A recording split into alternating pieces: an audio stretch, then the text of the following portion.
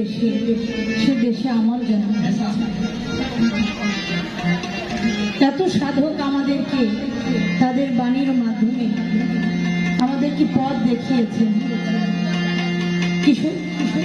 আমাদের যে মন মানসিকতা, আমাদের যে তকদির, সেই তকদিরকে বলতে হয় আমাদের বদ নসিব।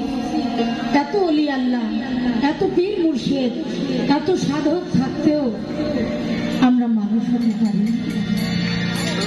তো সেখান থেকে আরেকজন সাধক, আমার দাদাগুরু আব্দুল হালিম চিশতি নিজামী, তার একটি বিচ্ছেদ গান আপনাদেরকে শোনাবো। আশা রাখি সবারই ভালো।